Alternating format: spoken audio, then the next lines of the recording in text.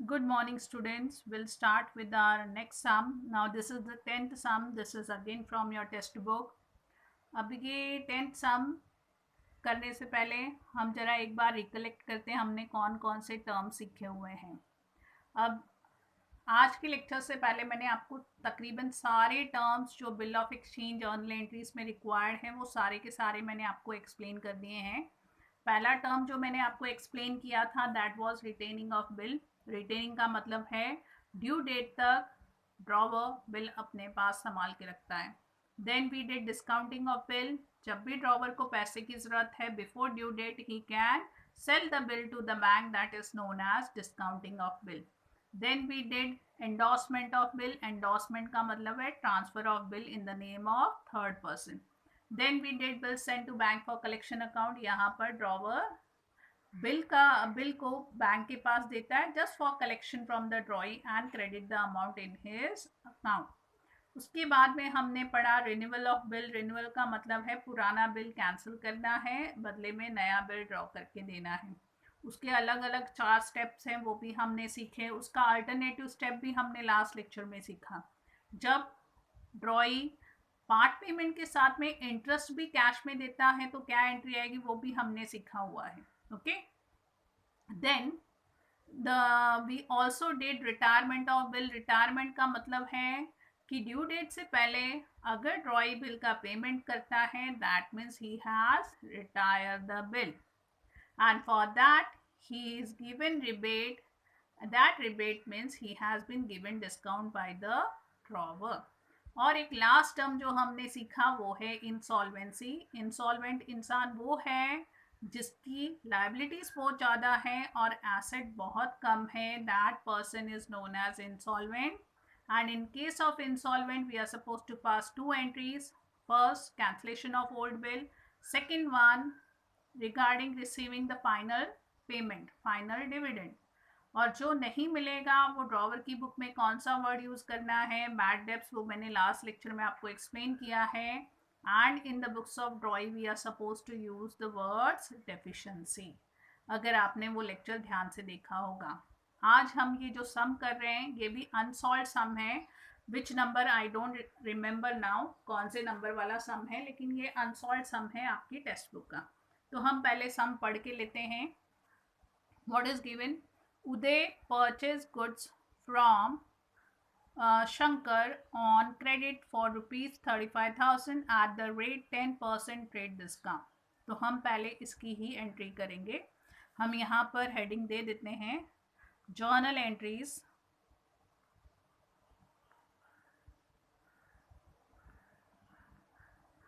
In the books of. अब इसने purchase किए तो ये हो गया हमारा ड्रॉई। हमेशा ड्रॉवर का नाम पहले नहीं देंगे, वो कभी कभी ड्रॉई का नाम भी दे देते हैं। उदय परचेस गुड्स फ्रॉम शंकर, तो शंकर कौन है? हमारा ड्रॉवर। ध्यान से सम पढ़ के ड्रॉवर और ड्रॉई का नाम ढूंढना है, अगर वो गलत हो गया सम में बहुत सारी जर्नल एंट्रीज गलत हो जाएंगी। Here we'll give the heading journal entries in the books of Uday. Okay, now we'll start.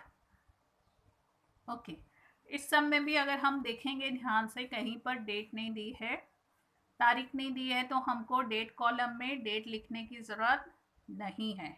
So don't take tension of regarding finding the date, due date, ये टेंशन नहीं लेनी है, वो आपको लिखने की ही ज़रूरत नहीं है। फर्स्ट लाइन में क्या दिया है? गुड परचेस हुए हैं और दूसरे ने सोल्ड किए हैं। जिसने सोल्ड किए हैं उसकी बुक में हम वर्ड यूज़ करेंगे सेल्स। तो यहाँ पर हम first journal entry in the books of drawer और ड्रॉई करते हैं।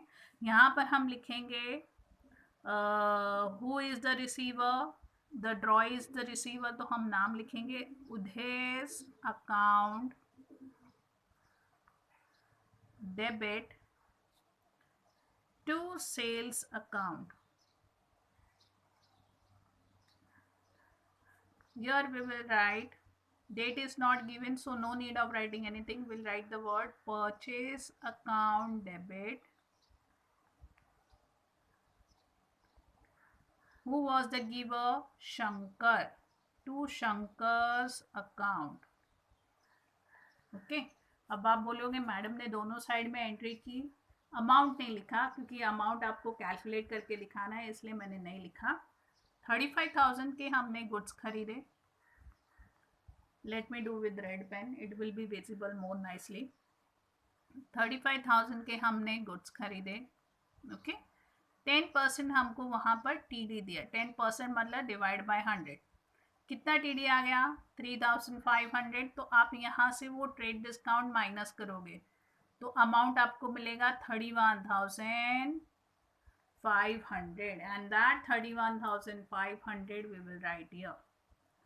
Debit side 31,500, credit side 31,500, same amount here.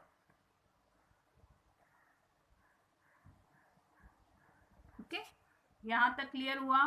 अब हमारा क्या बचा? अब बचा हमारा नरेशन। अब हमको क्या लिखना है? We are suppose to write our narration. Will write narration being goods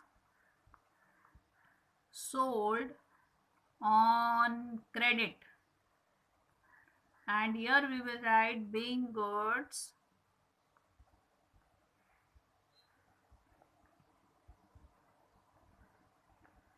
purchased on credit। दोनों की बुक में एक एक जर्नल एंट्री हमने कर ली।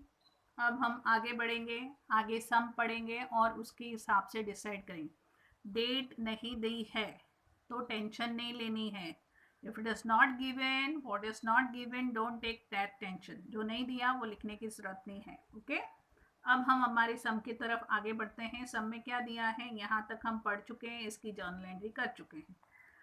उदय paid 1,500 immediately and for the balance accepted a bill for 3 months। Okay उसने क्या किया? 35,000 के गुड्स बेचे थे। 10% टीडी के हिसाब से हमारा टोटल अमाउंट कितना हो गया? 31,500। उसमें से 1,500 ही पेड इन कैश, और जो बैलेंस अमाउंट है उसके लिए उसने बिल एक्सेप्ट किया। तो यहाँ पर आप दो एंट्री अलग अलग एंट्री कर सकते हो या कंबाइंड एंट्री कर सकते हो। मैं आपको कंबाइंड एंट्री करके दिखाती हूँ, क्योंकि कंबाइंड एंट्री करने से क्या होगा, आपके दो फायदे। एक बार जर्नल एंट्री लिखनी है और एक ही बार नरेशन लिखना है। दो अलग अलग एंट्री करेंगे तो दो बार हमको नरेशन लिखने की जरूरत पड़ेगी। So I will show you how to do the combined entry. Okay combined entry कैसे करते हैं वो मैं आपको बताती हूँ। अब यहाँ पर पार्ट पेमेंट ड्रॉवर ने रिसीव किया तो इसके यहाँ पर कैश अंदर आएगा। So will write cash account, और क्लियरली लिखा है पेड इन कैश, तो वहाँ पर बैंक साथ में यूज करने की जरूरत नहीं है। Cash account debit. Okay and he is drawing a new bill, sorry he is drawing a bill, not new bill, he is drawing a bill for the balance. तो बिल रिसीवेबल अकाउंट डेबिट। अब ये दोनों कौन देने वाला है? Naturally हमारा ड्रॉई, तो हम वहां पर लिखेंगे Udesh account. Cash account debit कितना कैश दिया उसने? 1500। एक्चुअल मिलना कितना चाहिए था? 31,500। 31,500 में से 1,500 ही गेव इन कैश, तो बैलेंस कितना बचा? 30,000, जिसके लिए हमने उसको बिल ड्रॉ करके दिया, वो एक्सेप्ट करने वाला है। नीचे हमको नरेशन लिखना है, being bill drawn and part payment received। Okay यहाँ तक क्लियर हुआ? being bill drawn and part payment received। अब आई ड्रॉई की बारी। अब ड्रॉई की बुक में हम एंट्री लिखेंगे। ड्रॉई की बुक में एंट्री आएगी पहले रिसीवर का नाम, और रिसीवर कौन है? Shankar. Shankar's account debit to, बाहर क्या जाएगा? Cash. Cash account to bills payable account, to bills payable account. जहां पर शंकर लिखा है वहां पर 31,500, कैश के वहाँ पर 1500, बिल्स पेबल के वहाँ 30,000। अब आई नरेशन की बारी। बीइंग बिल एक्सेप्टेड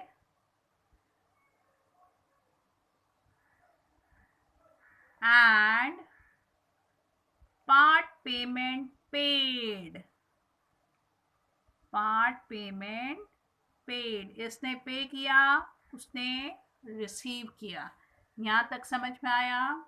हमने दो जर्नल एंट्रीज कर ली है ड्रॉवर और ड्रॉई की बुक में। पहली थी credit sales, credit purchase. Second one हमने कंबाइंड एंट्री की है पार्ट पेमेंट की और बिल ड्रॉ करने की, यहाँ पर बिल एक्सेप्ट करने की और कैश पे करने की। अब इसको आप अलग अलग एंट्री भी कर सकते हो। कैसे कर सकते हो? पहली एंट्री आप लिखोगे cash account debit to this account 1500 1500। Narration लिखना है being cash received. Second entry bill receivable account debit to this account 30,000 being bill drawn. उसी तरीके से आप ड्रॉई की बुक में भी एंट्री दो अलग अलग एंट्री कर सकते हो। कैसे? पहली एंट्री आएगी Shankar's account debit to cash account 1500 यानी कि 1500 being cash paid. Second entry आप करोगे Shankar's account debit to bills payable account 30,000 being bill accepted. It totally depends on you, either you do combined entry, उसके नरेशन में भी combined entry के narration में भी लिखना पड़ेगा पूरा का पूरा, या आप दो अलग अलग एंट्री करो। टोटली आपके ऊपर डिपेंड है, आपको जहां पर जो कंफर्टेबल लगता है उसके हिसाब से आप एंट्री कर सकते हो। Okay, now will go towards the sum. अब यहाँ तक की एंट्री हम कर चुके हैं, यहाँ से पढ़ना स्टार्ट करना है। Before due date Uday approach Shankar with a request to renew the bill. Renew का मतलब क्या है? रिन्यू का मतलब है पुराना बिल कैंसिल करो, बदले में नया बिल ड्रॉ करके दो। ओके, इतना समझ में आया? तो शंकर ने क्या एग्री किया? Shankar agreed but with the condition that Uday should accept a new bill for 3 months including interest 12% per annum। कि नया बिल तो वो एक्सेप्ट करेगा लेकिन बिल में 12% के हिसाब से इंटरेस्ट भी इंक्लूड हो जाएगा। ओके, तो अब रिन्यूअल के लिए बोला गया है तो हम पहले सबसे पहले रिन्यूअल में क्या काम करना है हमको? What we are suppose to do in renewal? We are suppose to cancel the old bill. या हेडिंग देती हूँ कैंसलेशन ऑफ ओल्ड बिल। तो पहले हम कैंसलेशन की एंट्री पास करेंगे। अब यहाँ पर आएगी ड्रॉइस अकाउंट डेबिट। ड्रॉई का नाम है उदय, तो हम लिखेंगे उदेश अकाउंट डेबिट।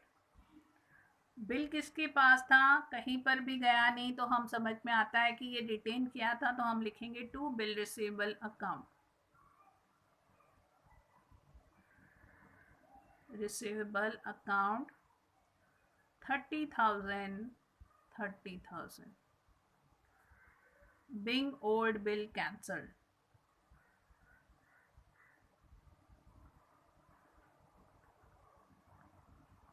ओके, यहाँ पर आपको लिखना है bills payable account debit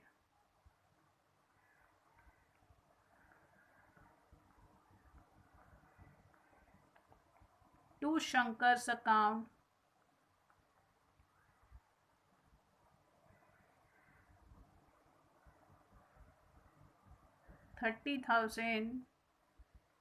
30,000 and narration being old bill cancelled।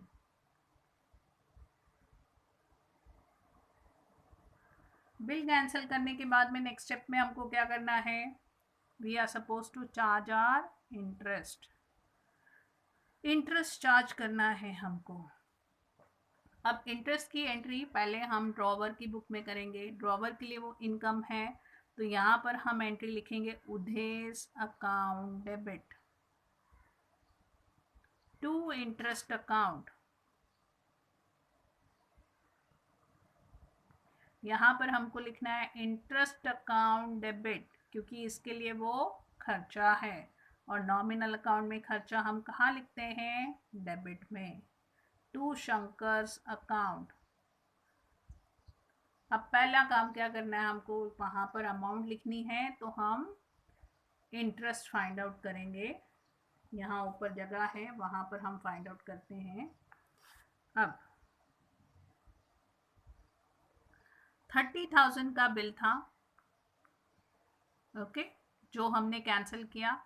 उसके ऊपर 12% हमको इंटरेस्ट फाइंड आउट करना है। 12% यानी कि 12 डिवाइड बाय 100 इनटू कितने महीने का और क्रेडिट दे रहे हैं हम, 3 महीने का और समय दे रहे हैं, इनटू 3/12।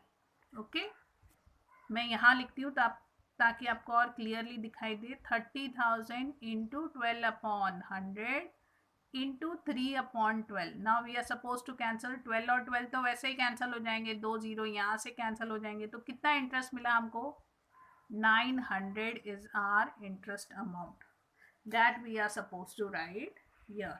हम यहाँ पर लिखेंगे 900 रुपये, 900 रुपये।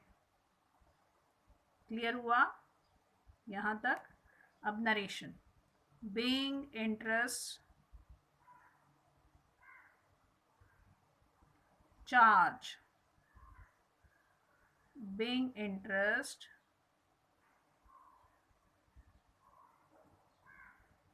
पेबल। अभी तक पे नहीं किया, अभी चार्ज कर रहे हैं। ओके, अब नेक्स्ट काम क्या करना है, हमको बोला गया है इंटरेस्ट और पुराने बिल की अमाउंट लेकर एक नया बिल ड्रॉ करके देना है। तो हम नया बिल ड्रॉ करके देंगे। इसकी बुक में हम एंट्री क्या लिखेंगे, bill receivable account debit,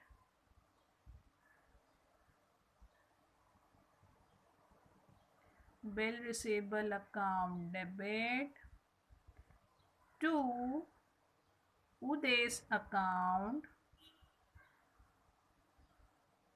amount 30,000 पुराने बिल का, 900 रुपये इंटरेस्ट की इंक्लूड करके नया बिल बनेगा 30,900 का। समझ में आया? अमाउंट 30,900 कैसे हुई, 30,000 पुराने बिल की अमाउंट थी जो कैंसिल किया हमने, 900 रुपये हम 3 महीने का एक्स्ट्रा टाइम दे रहे हैं, उसके 900 इंक्लूड करोगे तो new bill will be drawn for 30,900 being new bill drawn along with interest,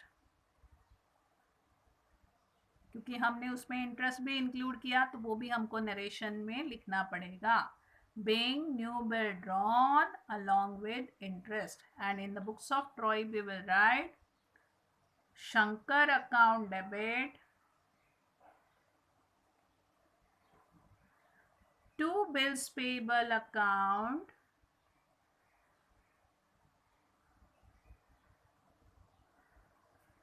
$30,900, $30,900. Being bill accepted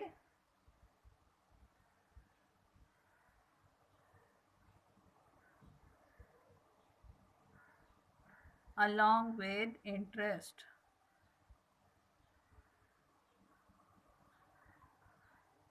okay, अब इसके आगे सम में कुछ नहीं दिया है, यहाँ तक ही है। Give journal entry in the books of Shankar. Shankar की ही बुक में पूछे थे, लेकिन हमने दोनों की बुक में की है, तो आप दोनों की बुक का नाम लिख सकते हो यहाँ पर। आप भले आपको टेक्स्ट बुक में एक ही पर्सन की बुक में एंट्री पूछी है, आप दोनों की बुक में एंट्री करोगे, Shankar also and Uday also. आपको दोनों की बुक में जर्नल एंट्रीज करनी है। तो सम पहले ध्यान से पढ़ के लेना है। अब यहाँ पर आप देखोगे this is the full flash sum. अभी भी इसमें थोड़ी सी कमी है, क्योंकि आगे जाके जो बिल रिन्यू किया उसका क्या हुआ वो पता नहीं है हमको। जितना दिया है इन्फॉर्मेशन उसके अकॉर्डिंगली हमने सम सॉल्व किया है।